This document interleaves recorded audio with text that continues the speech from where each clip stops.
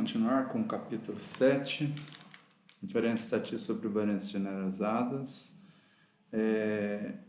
Nós estamos falando sobre os intervalos de confiança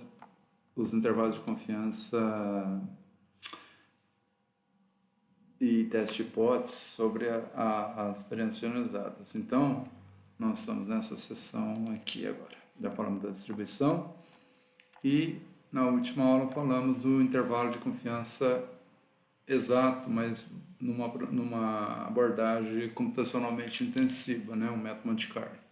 E agora vamos começar a falar das três aproximações normais que nós vimos na sessão anterior, né? Que é a seção da distribuição da variância generalizada. Então, a primeira aproximação foi a de Anderson. Nós derivamos as três, né? Vamos apresentar todos os detalhes. E, posteriormente, nas outras duas, que serão aulas separadas, nós vamos apresentar só os resultados essenciais. Não vamos desenvolver as expressões como nós vamos fazer aqui. Ou dar detalhes, pelo menos, como nós vamos dar aqui. Porque o processo é análogo, é similar, então não precisamos perder tempo. Então, no caso da aproximação normal de Anderson, 2003, para o teste de hipótese nulo de um dos três casos aqui, né? Hipótese bilateral, hipótese 10 aqui, né? Determinante sigma igual a delta zero, contra a alternativa que é diferente, ou determinante é menor ou igual a delta zero, ou contra a alternativa que é maior que delta zero, na H1, do tipo B, e na C, que é um teste unilateral à direita, cada hipótese alternativa à direita, maior que. E aqui, no caso C, afirmamos que o determinante de sigma é maior ou igual a um delta zero de interesse versus a alternativa que ele é menor, então um lateral à esquerda. A aproximação de Anderson é baseado que essa estatística sobre H0 ela tem distribuição sobre o determinante sigma, né? Isso aqui é normal multivariada. Normal univariada, padrão, normal padrão. Então, determinante sigma sobre H0 é delta zero, então isso aqui se transforma na estatística do teste. Então, o nosso ZC é raiz do grau liberdade sobre o número de variáveis vezes 2, raiz quadrada disso, que multiplica o determinante da matriz de variâncias covariância amostral, esse determinante dividido pelo valor hipotético, que é o determinante da sigma sobre a hipótese H0 menos 1. Isso tem distribuição normal padrão, aproximadamente, né, assintoticamente. E grau liberdade, que aparece aqui, é n menos 1. Que é o grau de liberdade associado à matriz de variâncias covariantes. Então, calculada essa estatística sobre H0, então isso vai ser um score da normal padrão. Então, o valor P correspondente a cada uma das hipóteses, se for bilateral, é simples. Calculamos o efão do valor absoluto da estatística, que acabamos de calcular, o nosso ZC em módulo, fazemos 1 menos ele e multiplicamos por 2. Tá? Então, esse é o valor P para nossa hipótese bilateral, em que esse φ aqui é o valor da acumulada da normal padrão avaliada em x. No caso, x é o valor absoluto da estatística que nós computamos, que ela pode ser positiva ou negativa. Então, nós computamos o valor da função de distribuição da normal padrão acumulada no valor em módulo. Isso no R a gente pode obter simplesmente usando P norme do valor absoluto de ZC. No caso das hipóteses unilaterais do tipo B, então esse valor P é 1 menos a área à esquerda do ZC, ou seja, 1 menos o efão do ZC, efão da normal padrão, que é o φ de ZC. Então, a nossa região de rejeição fica à direita, né? Porque é uma hipótese unilateral à direita. E quando é à esquerda, calculamos a área abaixo do ZC, pelo φ de ZC. Esse é o valor P. Nos dois casos, H0B e H0C, respectivamente. Se o valor P for menor que o valor nominal da significância alfa, digamos 5%, então, em todos os três casos, devemos rejeitar a hipótese nula, seja ela um bilateral ou unilateral do tipo B ou C. Os intervalos de confiança, eles são obtidos de forma análoga, né? Então, qual a região de não rejeição da hipótese? Então, é a região onde o Z está entre duas quantias da distribuição normal padrão, menos Eα sobre 2 e Zα sobre 2, que dá uma área entre esses dois limites de 1 menos alfa. Mas quem é a nossa variável Z sobre H0? sobre a carteira não tem hipótese aqui, não, desculpa. Qual que é a nossa variável z? É a distribuição do Anderson, que é raiz dos graus de liberdade sobre 2p, que multiplica o determinante da S sobre sigma menos 1. Isso é a nossa variável aleatória z. Isolando sigma nessa afirmativa probabilística, depois de vários algebrismos aqui, a gente chega nessa afirmativa probabilística, que é o intervalo de confiança. Então, raiz de ni vezes determinante de S sobre, nos dois casos, para o dado do sigma, determinante de sigma está maior que esse limite e menor que esse limite, é 1 menos alfa. É essa mesma afirmativa probabilística escrita de forma alternativa, né? Onde nós isolamos o sigma no centro da nossa afirmativa probabilística. Onde está a aleatoriedade? Dos limites inferior ao limite superior. Então, se a gente repetir esse processo infinitas vezes, o nosso determinante do sigma, à medida que as amostras vão variando, esse valor aqui muda, o resto é fixo, a amostra mesmo tamanho, em repetições idênticas do mesmo procedimento. Então, nós, em média, 1 menos alfa, 100 vezes 1 menos alfa por cento deles vão conter o verdadeiro valor do parâmetro. Essa é a interpretação. Então, a partir dessa afirmativa probabilística, nós determinamos esse limite inferior, esse z alfa sobre 2 é o quantio superior que deixa alfa sobre 2 de área acima dele, 100 vezes alfa sobre 2% de área acima dele. Por exemplo, se alfa for 5%, esse z alfa sobre 2 será z 0,025 e esse valor a gente conhece que é 1,96. Então, aqui raiz do grau liberdade mais raiz de 2p z alfa sobre 2, e aqui raiz do grau liberdade menos raiz de 2p vezes z alfa sobre 2. É necessário que esse denominador aqui seja positivo nesse caso. Senão, o que nós fazemos? Nós transformamos esse limite aqui para mais infinito. Tá?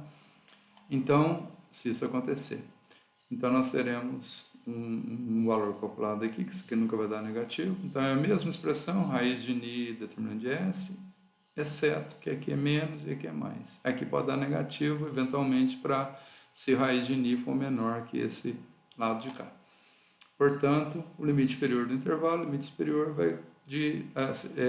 será o intervalo aleatório com probabilidade de 1 menos alfa de conter esse sigma aqui. Então, em média, 100 vezes 1 menos alfa por cento deles, se a gente repete infinitas vezes, cobrirão o verdadeiro determinante sigma, num caso de intervalo de confiança bilateral. No caso de intervalo de confiança unilateral correspondente ao teste hipótese análogo, né, ao teste hipótese B, temos que a região de rejeição de H0, dado sigma, seria definida para todos os valores de z maior que z alfa. E a coleção dos valores dos parâmetros que não levariam à rejeição de H0 seria dada pelo complemento dessa região. Ou seja, onde z é menor ou igual a z alfa. Isso dá uma probabilidade de 1 menos alfa. E z alfa é o quantio superior a alfa, se ele tem alfa por cento acima, tem 1 menos alfa por cento de área abaixo. Substituindo z pela variável aleatória, né, que estamos usando a aproximação normal dessa quantidade, nós isolamos sigma nessa afirmativa probabilística, depois de algum algebrismo, e temos que a probabilidade dessa quantidade, que depende de quantidades amostrais e do valor do quantio z alfa agora, do z, porque é unilateral, o alfa está inteiro do lado de uma região, então isso dá um limite inferior do nosso intervalo, e o limite superior desse intervalo é o mais infinito. Então, é um intervalo oposto à região do teste hipótese. A gente rejeita a hipótese se o nosso valor da estatística for superior a um z alfa que está à direita da distribuição. E no caso de intervalos de confiança unilaterais, o nosso intervalo é limitado à esquerda. Então, vai desse valor aqui, estabelecido pelo determinante da matriz S, do ni, do P e do quantio superior alfa, 100 vezes alfa por cento da distribuição normal, a gente estabelece o limite inferior. E o limite superior desse intervalo é o mais infinito. Então, esse intervalo corresponde ao teste de hipótese unilateral à direita, mas ele é limitado à esquerda, o intervalo. É o contrário, sempre ao contrário. E agora, para isso corresponde aos valores de determinante sigma, que é o valor paramétrico, pertencente a esses intervalos, que seriam aqueles que não levariam à rejeição de H0. Esses seriam os valores plausíveis de sigma. Os que levariam à região de rejeição, no caso de um teste de hipótese, não seriam valores plausíveis de pertencer ao intervalo. Por isso que ele é limitado à esquerda até infinito. Só rejeitamos a hipótese para o oposto disso, valores de sigma abaixo desse limite inferior aqui. Então, os testes são equivalentes. Para o caso unilateral à direita, a afirmativa probabilística é essa. Trocamos o Z maior que o menos Z alfa. É a região de não rejeição. A região de rejeição é Z menor igual a menos Z alfa, que dá 1 menos alfa. Substituindo o Z pelo que ele é, isolando o sigma, obtemos o intervalo que é limitado à direita e o valor inferior é zero, porque o determinante sigma não pode ser negativo. Então, vai de zero a esse valor, que depende dos graus de verdade, do determinante amostral, da matriz S, né? E do número de variáveis e do Z alfa, que é o quantio superior 100 vezes alfa por cento da distribuição normal. Se esse limite aqui, se esse valor aqui no denominador for menor que zero, então nosso limite superior será o mais infinito, como aconteceu lá no caso do intervalo bilateral. Então, esse intervalo corresponde ao teste da hipótese unilateral à esquerda, que é a hipótese H0C da hipótese 10, lá, que eu acabei de mostrar no início dessa aula. Os valores de determinante sigma pertencentes a esse intervalo seriam aqueles que não levariam à rejeição de H0C. Convém salientar, como eu já disse, que os limites superiores no intervalo 18, 20, que é esse aqui, requerem que o n seja maior que isso, que corresponde, no caso aqui, esse valor aqui maior que esse, para essa quantidade da positiva. Veja que é Z alfa sobre 2. Elevando ao quadrado, substituindo o ni por n menos 1, chega naquela expressão lá. E o outro caso corresponde àquela desigualdade do caso 20, mas o outro quantio é o Z alfa. Então, esse aqui tem que ser maior, veja, maior que zero. Então, raiz de ni tem que ser maior que isso, que essa outra parte cá, eleva ao quadrado ambos os lados, ni tem que ser maior que 2p vezes z alfa ao quadrado, ni é n menos 1, então n tem que ser, passo o menos 1 para o outro lado, tem que ser maior que 2p z alfa ao quadrado mais 1, que é o valor que está aqui, respectivamente, para os dois casos. Se isso não for verificado, esse limite deve ser considerado igual a infinito, como eu já havia falado. Já o limite inferior do intervalo 20 é igual a zero, pois, como eu disse, o determinante de sigma, matriz positiva definida, sempre é maior ou igual a zero. No mínimo, esse valor seria zero, porque essa matriz pode ter alguma correlação perfeita entre variáveis, então essa matriz degeneraria, teria determinante igual a zero. Mas, então, o limite desse intervalo seria zero. E o limite superior do intervalo unilateral à esquerda, 19, é infinito. Que é esse aqui. Vai desse limite até infinito. Aqui não tem restrição, porque esse denominador sempre vai ser positivo. Raiz do grau de verdade é positivo, mais esse quantio é positivo, que é o Z alfa, que deixa alfa por cento. Nós vamos escolher um alfa pequeno. Então, menor que 50%, obviamente. Então, esse valor é positivo no denominador. Na próxima aula, nós vamos ver a outra aproximação. A lógica é a mesma, não teremos dificuldade de aprender.